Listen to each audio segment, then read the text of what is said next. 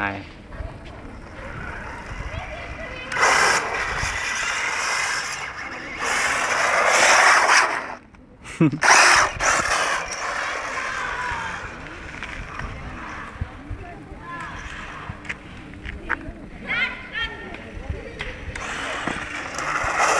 Скокче.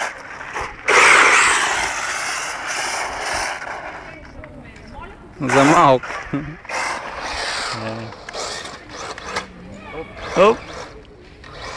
Човек, знаеш какво става вътре в момента? После на тревата се чистят гуми.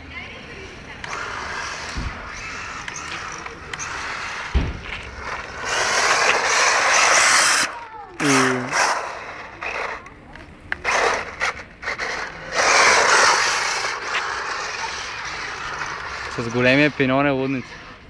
Има достатъчно мощност. Да. Абе как няма има мощност, това е и 26 да му сложиш пак ще върви. Поръчал съм. Е тогава вече... 26 ли поръча? Да. При мен на моето 26 е максималното за това. Има и 29 обаче. Такъв. Не е максимум на 26. Мани, как бъде камък.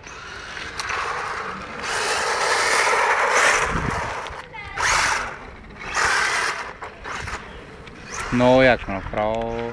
А вече с 26 тогава въобще не мога да хване път. Има мощност, аз очаквах да няма мощност. Има. И то предостатъчно. То виж, че не мога да... гумите не могат да смогнат.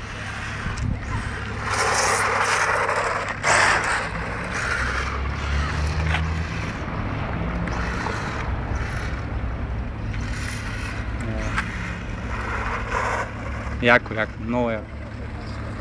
Само че, знаеш какво ми прави впечатление?